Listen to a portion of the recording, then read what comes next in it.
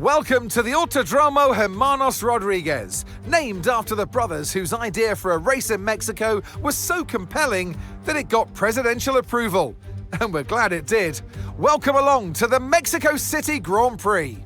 We're a long way above sea level here in Mexico today, which could pose some cooling issues for the cars as they make their way around this 2.6-mile lap.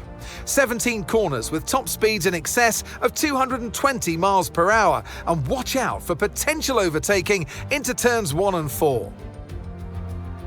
Let's run you through the driver grid order for today's exciting race.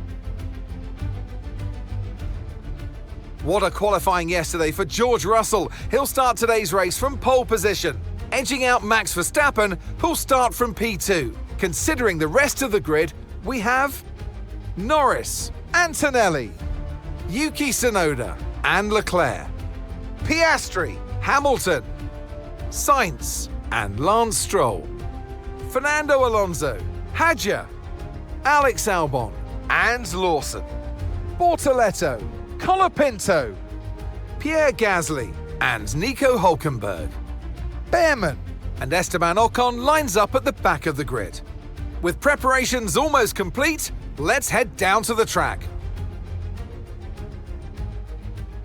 And alongside me today is a man who needs no introduction, but I'll try anyway. It's Ant Davidson. So here we are, 2.2 kilometres up in the air, which I know is an unusual feeling for you, Mr. Davidson, but for the drivers, it's even worse. It is. The altitude can certainly get to your head, Crofty, that's for sure. Especially when you're walking up the stairs to the commentary box. I've seen it firsthand, ladies and gentlemen, don't you worry. But this circuit, the problem with the altitude is it takes away your downforce. You have to go slower around the corners because you've got less downforce, even though you've got Monaco wing packages on your car. That's the challenge of this incredibly unique circuit.